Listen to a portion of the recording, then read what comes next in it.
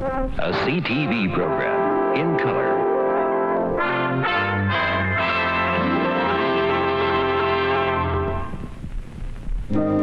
Happy days are here again. Happy days indeed for many Liberals, and for one in particular yet to be chosen. But harsh days for others as political realities come home to roost this week in Ottawa's Civic Centre. The moments of truth there will tick by not just for the Liberal Party, but for the entire country, because the man they choose in Ottawa next Saturday will lead us all, and those 2,500 or so delegates had better choose well. Tonight, 3 days before the big convention opens, we'll study the candidates, not so much for their policies on the great issues of the day, but to see just what kind of men they are. Good evening. I'm Ken Cavanaugh, and this is W5.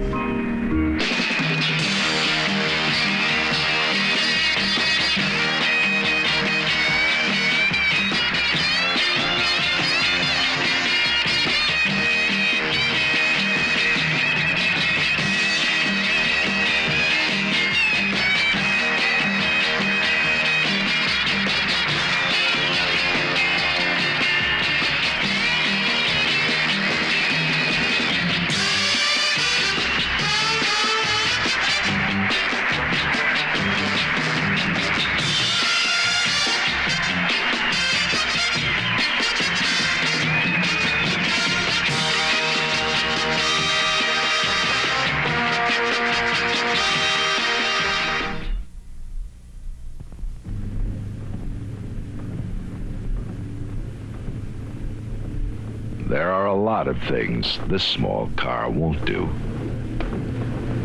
It won't put an ache in your back or a ringing in your ears.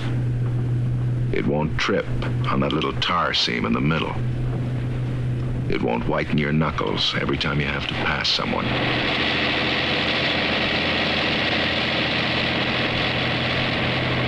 It won't suck you in and blow you back out when a bus goes by.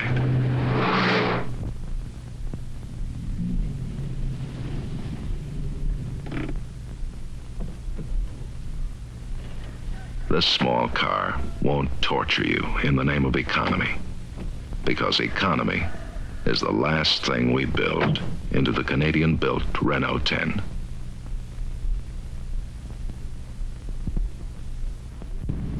Ten college girls volunteered to test NEAT against shaving. They shaved one leg, but on the other they creamed hair away with NEAT. As this nylon stocking dramatizes, days later on 7 out of 10, the shaved leg showed coarse, bristly stubble, while the NEAT leg showed hardly a trace of hair. Felt silky smooth. Get NEAT. Keeps your legs silky smooth days longer. Silky smooth. NEAT. Watch this cold sufferer demonstrate how to relieve nasal congestion here, congestion deep in sinuses here. This scientific breathing bag shows breathing difficult, labored. But Dristan Nasal Mist, a penetrating medication, brings deep sinus congestion relief. Dristan first helps clear nasal passages, then penetrates deeply to help relieve congestion deep in sinuses. As fast as you can take a breath, breathing is clearer, deeper. Try Dristan Nasal Mist. It might seem that with the number of candidates running for the leadership in Ottawa, there'll be scarcely room for the delegates. At latest count, 19 people had filed their papers. But tonight we're going to examine only the ones who have any real hopes of winning the prime ministership. I would think probably entering politics in the first place was my toughest public decision. That I had gone to a small town to live by choice. Everything had worked out according to plan. I had a wonderful family life and the very kind of existence I had hoped to have when I went to Arnprior. And wondering whether to give all this up for public service was a difficult decision for me. Who, apart from your family, has influenced you most? Teachers. McGregor Dawson, public school teacher who, in grade 8, senior fourth, as it was known in my day, which rather dates me, a teacher, probably the first teacher who seemed to believe in me, who thought I could be a winner, which came as a great shock to me, but did did me a great deal of good. Are you bothered when people say that your speeches have more humor or entertainment than substance? I was for a while. That I worked very hard in some of my speeches, and I didn't think that I was getting the fair area of discussion that I thought they merited, because I thought they were serious, and the general criticism was I was light, humorous, entertaining, and this bothered me for a while, but I've come to the conclusion that you have to be yourself and do the best you can and let the chips fall where they may. I have found that since the leadership campaign commenced, it's been one of the advantages for me that my ideas, my speeches are receiving a more serious and detailed criticism than they did previously. I guess really previously I was the Minister of Agriculture, and maybe it's that no one takes ministers of agriculture too seriously.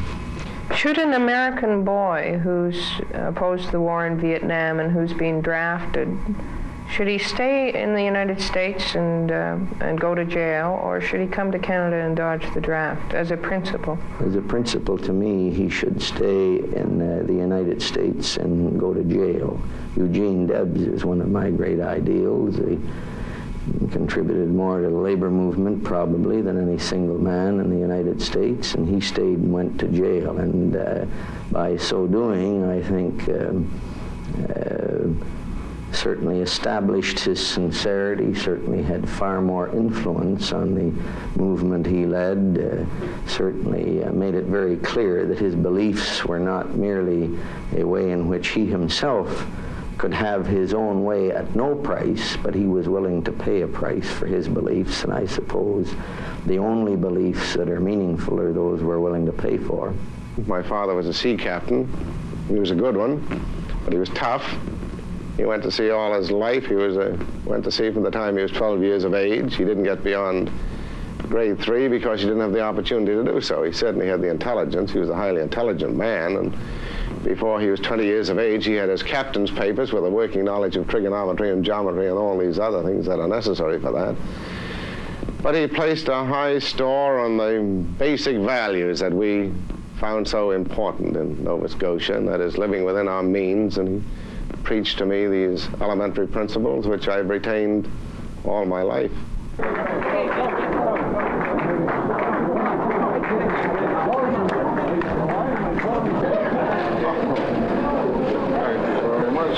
Benny, don't leave with his coat.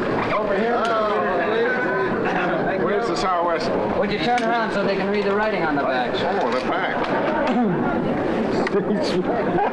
I think my toughest public decision, well, I had two, I'd say, I'd put alongside each other. One was to return to politics in the election of November 1965, and the other was to become a candidate in this current campaign for the leadership.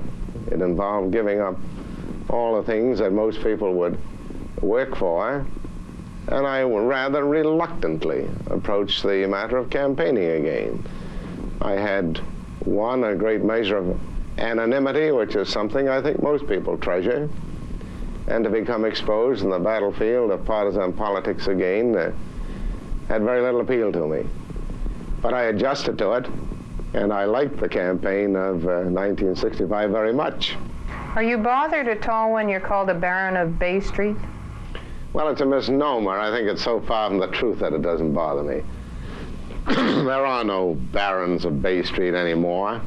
You get paid varying salaries, and I was paid quite well. I have no complaint from that, but I wasn't able to accumulate enough to be a baron.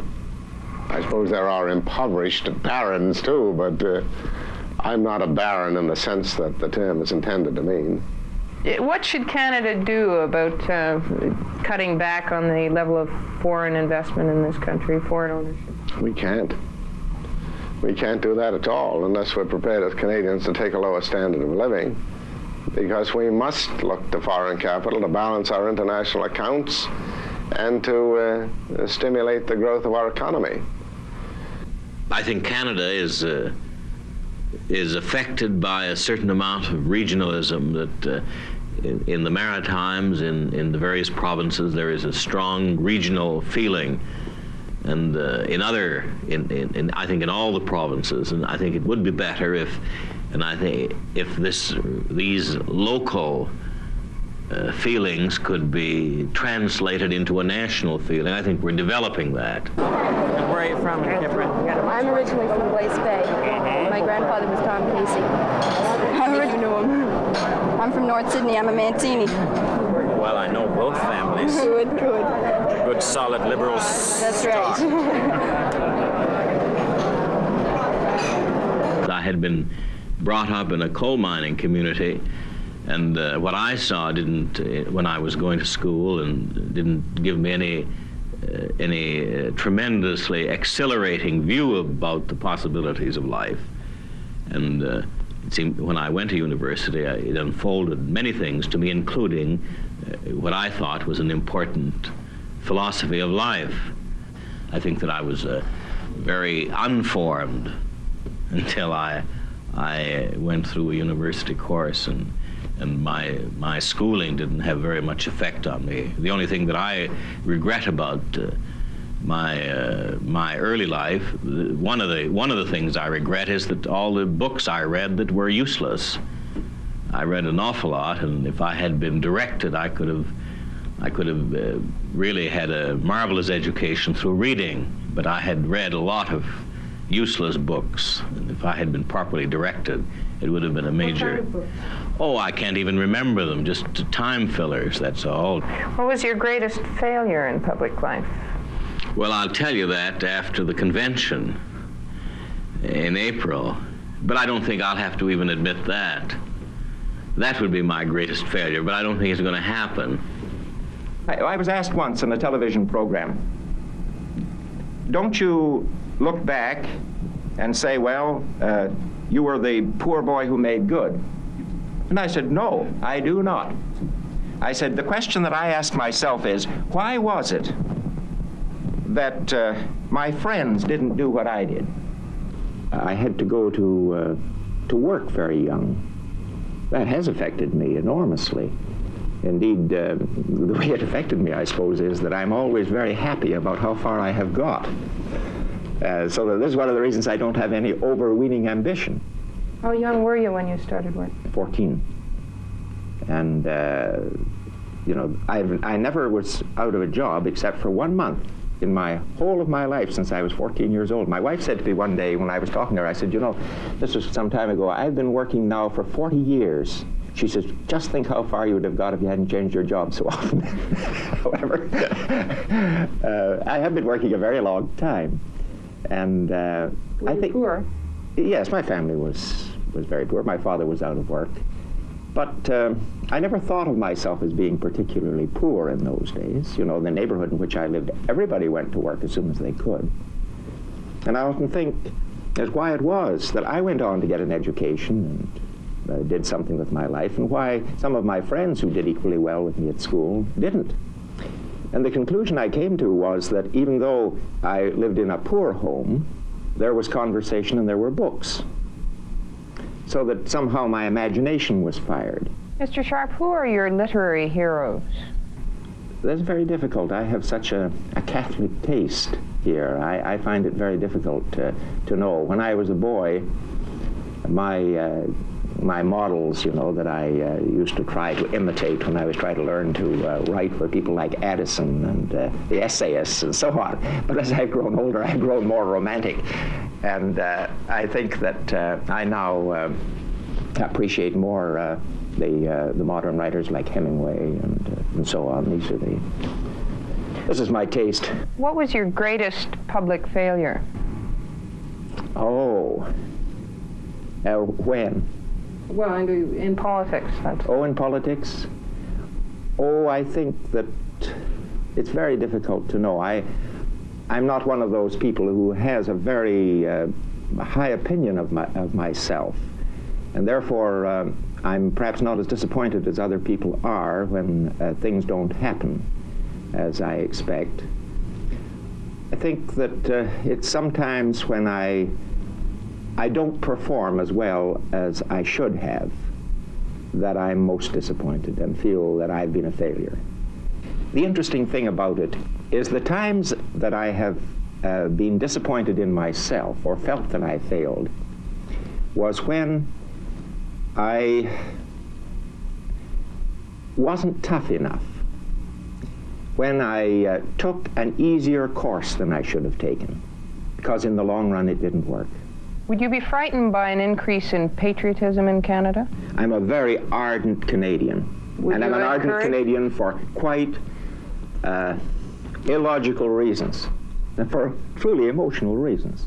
I just prefer to live here, and I think that we have something here worth preserving. And therefore, I wouldn't trade nationalism for pure internationalism. We'll continue our study of the candidates after these messages. Tom Zuber, who is a nephew, or a second cousin, I guess, of Mr. Zuber, is the president of the Essex South Liberal Association. Yeah. Well, he's in Martin's riding. No, he's in Gene Whelan's riding. Oh, Gene, oh yeah. Gene Whelan's riding. Oh yeah. And I want you to know that we have 4 out of 6 delegates down on that riding. Good. I think that the thing that formed my determination, if I have any determination, were the years I spent in Northern Ontario on canoe trips and that sort of thing, fighting against the wind and the elements, and being able to stay outdoors for long periods of time on your own. Quite the resilience of being able to take on nature and survive.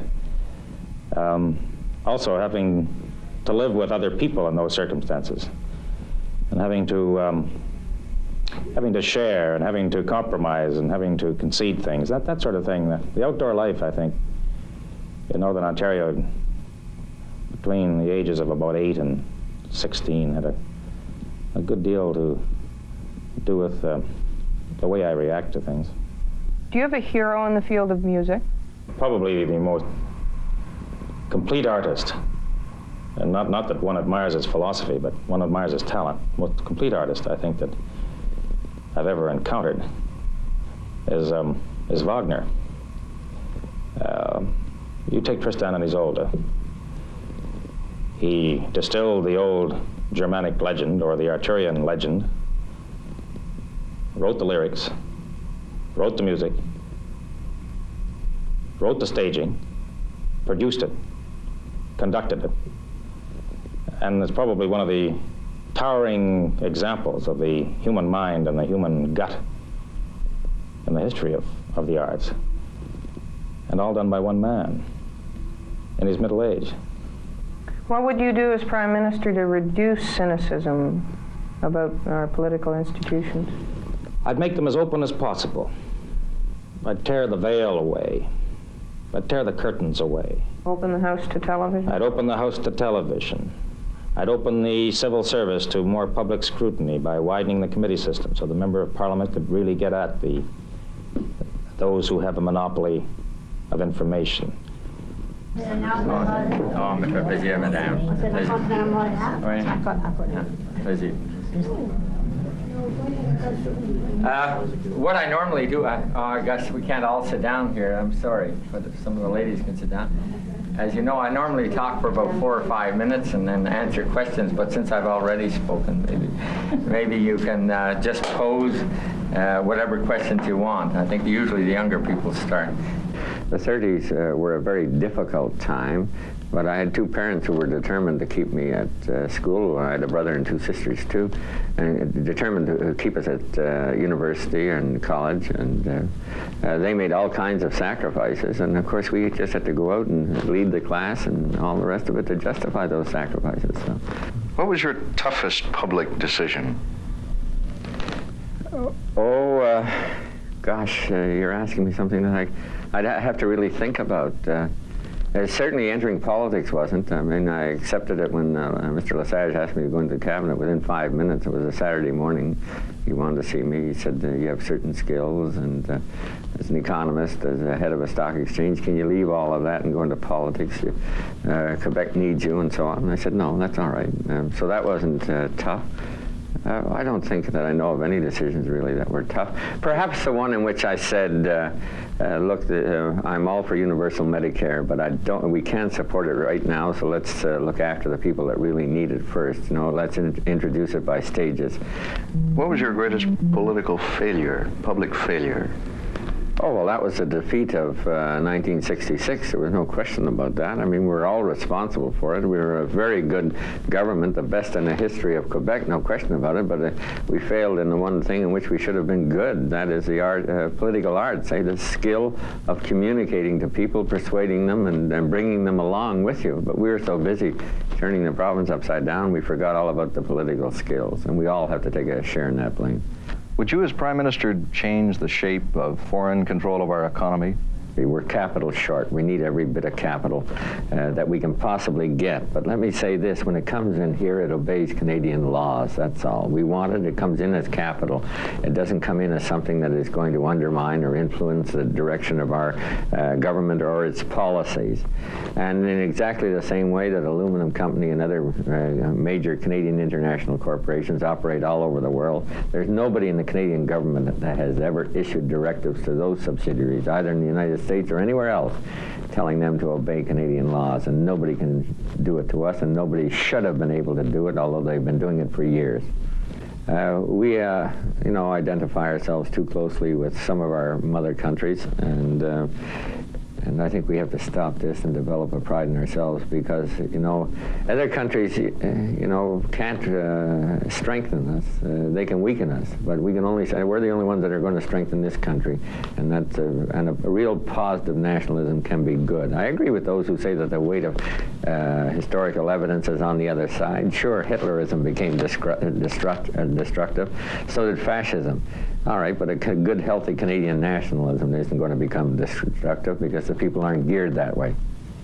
Have you or any of your lieutenants had any discussions with other candidates relative to making a deal at the convention? 3 different candidates have called through their senior lieutenants, and they've always been dismissed. We're not interested. Could we ask who they are? No, you can't. Yes, we even picked up a few minutes, and I guess we're right on schedule. Right on. That's right. Yeah, that's great. Very good. So for set, we have 2 cars waiting at the front desk. We'll go down to the Holiday Inn. Thanks very much. See you later, eh? Good. Thank you. Hi, Barb. How are you? Hi, you know, my sweetheart. Yeah. Welcome to London. She a pretty girl? She's got it all powdered up. Isn't she a pretty girl? She is terrific. It's a strain to put in such long hours and meet so many people and try and remember all of their names and do the things that are difficult during a campaign. But there are compensations too. You have quite a bit of fun. You get stuck in snowstorms and ice storms, and you meet a lot of interesting people, and you have late meals and sometimes no meals, and do quite a few things that are in themselves interesting. When did you first think of becoming Prime Minister? When I was young, I thought of being an orchestra conductor. My idol was Toscanini, then a pilot, and I also thought of entering politics and talked about it in the general sense. I think the first serious idea that I had that it might be within my possibility was just maybe a couple of years ago, after I'd had nearly 3 years' experience as a minister in a senior portfolio. Have you got a political hero? Well, a political hero, I think Saint Laurent and Laurier. Laurier is, of the men who have gone before, is one who really impressed me with the contribution he made to our country. And then, of course, Mr. Saint Laurent was more in my life and had an influence, too, in that he was the one who asked me to join his cabinet and who gave me my first real start along the way. A literary hero? Well, Thomas Hardy, I think, his imagination and the excitement of just missing the bus or the boat and not knowing what would have happened if. And this is exciting for anybody, and particularly for someone in public life. Do we need more or less patriotism or nationalism in this country? We could stand a little more patriotism in Canada. Not too much. I don't believe in ultranationalism. I think it's dangerous. But at the same time, I think Canadians can develop a little more pride in their country.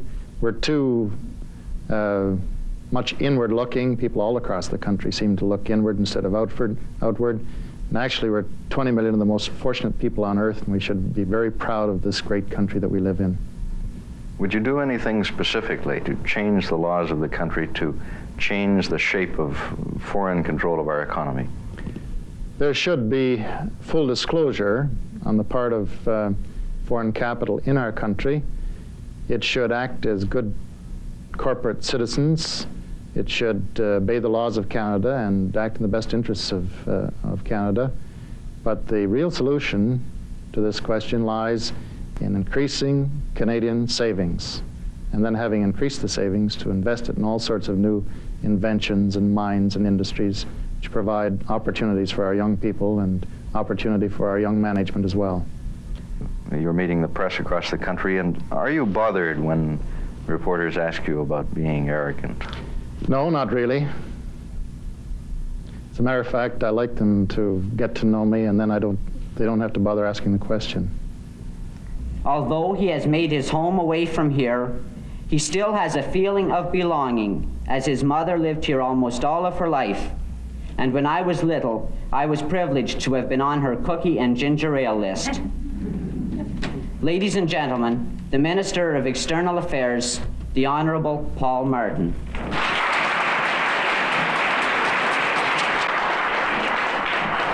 I'm very honored indeed to have been presented to you by that able young speaker, Mr. Jeff Lusignan. You know, Jeff, I knew one of your aunts. I think her name was Rose. And if I recall rightly, May Peacock was also either an aunt or she was a very close relative. You may be the second Prime Minister to come from Pembroke.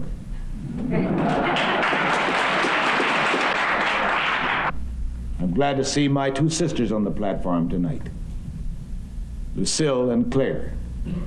Lucille, who was the best telephone operator the Bell Telephone Company ever had. Was there any one condition in your childhood or one experience in your childhood that had a great effect on the kind of man you are today? Yes, I think so. I was a member of a large family, the oldest in a family of 11. We were an ordinary family. My father was a factory worker. We didn't have much affluence in the family. And I took ill when I was a very young boy. I had spinal meningitis, which left me crippled. And I had a mother who was rather a remarkable woman. I had a father, too, that was a very fine father. But my mother was really a remarkable woman. She was self-educated. She was a teacher, educated. She was fully French. Her name was Chouinard, Lumina Chouinard, Lumina, light. And she really did shed the light. And she taught me the love of books and the love of learning. Yet I was handicapped. They used to carry me around, pull me around on a little wagon. And suddenly, bit by bit, I got better. I still have some remnants of this illness. Some people call it today polio. I think it's a more severe form of polio. I think it was during that period that I acquired the zeal to do something about the problems of my community, my country. I was always seemingly forced into situations where I had to strive for what I got. What do you listen to music for? What do you seek in music? Well, I suppose I see in music what I see in poetry and good literature. Is it pure enjoyment, or is... Certain kind of music, pure enjoyment. Beethoven, pure, absolute enjoyment. A lot of 19th century music, pure enjoyment. I like Sousa. I like to hear Sousa's band. I'd go anywhere to hear a Sousa's band. I like a good band. You like martial music, then? I like martial music, and that's what I think I see in Beethoven, even though he would perhaps be offended if I compared him with Sousa. But there is something strong that elevates you, moves you. I think of Tchaikovsky's 1812. There's another one. Oh yes, I have my share of intellectual delights. In all the stories on your candidacy, on your campaign, there are always references to age. Does this bother you at all? Not at all, because, well, it's an artificial argument. I find myself younger than most of my opponents. I find myself, for instance, infinitely younger than Mr. Stanfield in every way. I don't think any of my opponents really have the freshness of ideas or the outlook that I have. None of them. I wanted to do as much as I could in politics. I didn't think it was realistic at all to contemplate becoming Prime Minister, and at least in any immediate stages, so I wasn't thinking about it. I don't plan that far ahead. I was thinking of the immediate years ahead, and no idea of becoming Prime Minister crossed my mind. What do you dislike most about campaigning? Getting up very early in the morning, I suppose, to fly somewhere, especially when you've had a time change and you're in a different time zone, and it's, you know, you've been working 20 hours the day before and you slept 4 or 5 hours. But it's a very minor displeasure compared to the pleasures I get out of it. And I mean this seriously. I've learned more things in campaigning, learned more things about Canada that I ever suspected I would. And I get a great deal of pleasure out of teaching, I suppose, or exchanging ideas with people, trying to convince them, and this is what it's been all the time.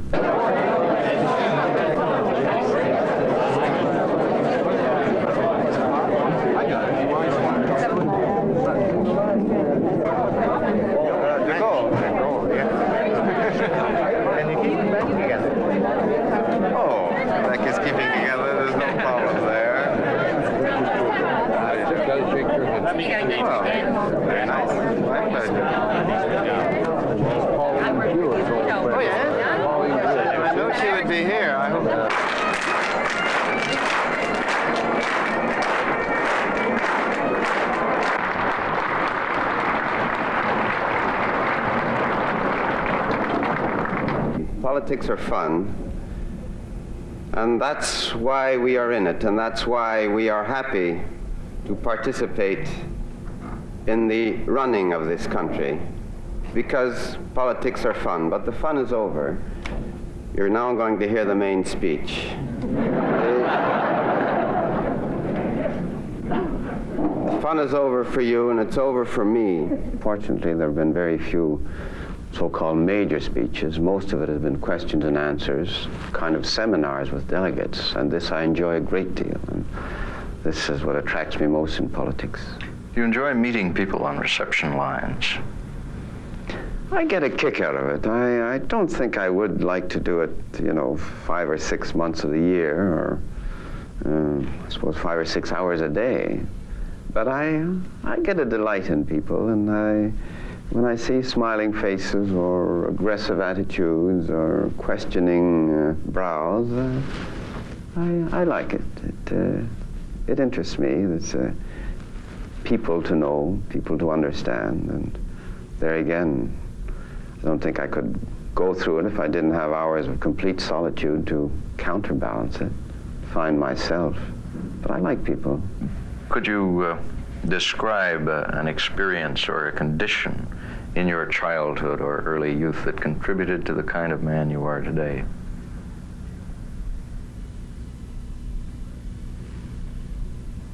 That's so far behind my childhood.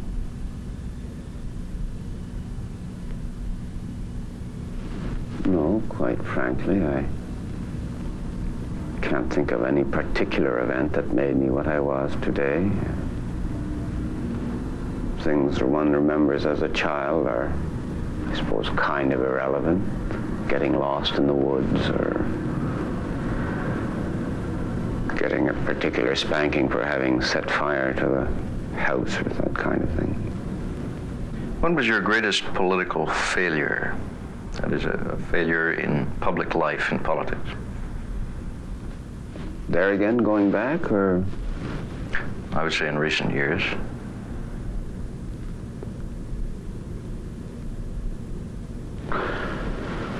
Well, I wouldn't pin it down to one event. I would say that my greatest disappointment was seeing the so-called Quebec Quiet Revolution, which I think some of us helped to unleash in 1960 and the years preceding 1960. To see it surge ahead and then suddenly veer towards nationalism, towards inner-centered preoccupations, economic and social, and seeing some of the very fine people in Quebec politics take this direction. This was a very sorry disappointment for me, and it caused me to withdraw in a very real sense from active political writing and talking. The whole period when I went into the university and began teaching law was I sort of felt, well, are we going to begin over at the beginning, are we going to begin teaching again that democracy is the right thing and that the separation of church and state is the right thing? Are we going to have to do it all over again? Those 3 years between perhaps 62 and 65 were disappointing years in terms of political events in Quebec, and I suppose they are the events which led me to say, well, damn it, I'm not going to begin teaching it all over again and writing about it all. I'm going to get into politics myself and try and do it myself. Do you think we need more or less patriotism or nationalism in Canada? Certainly no more nationalism in the strict sense of the word. If you permit the distinction, I think we need more patriotism. We need to do more to preserve certain values which Canada stands for and which are carried, if you wish, by this idea of nation. But I wouldn't want the technique of nationalism as it's defined by history to be used to preserve these values. I think we must get away from nationalism as a hothouse type of system to protect values, but we must protect these values. We'd like your impressions of some words. First, the word springtime. Oh, things start. I suppose the blood runs or the sap runs or something. Fun. Fun? Well, I have fun every day I go into the House of Commons, especially answering questions or lambasting the NDP. That's real fun. I like playing with my children. My boy, who is 28 years of age, he and I are very close friends. He and I have a lot of fun together. We wrestle together. We play baseball together. I suppose my happiest moments are with him and with my daughter, my wife. Love. Love? Susan, you always told me about love when you worked with me years ago. Do you want to tell me anything more about it? Love. Oh, I have the same girl married over 29 years and 3 years before that. Taxes. Too high. The press. Troubles. Diefenbaker. A magnetic, towering figure. Dalton Camp. I wish I had him as my organizer. Sir John A. Macdonald. The first. Robert Stanfield. The last. Robert Stanfield. No, that's not fair. I refuse to answer that one.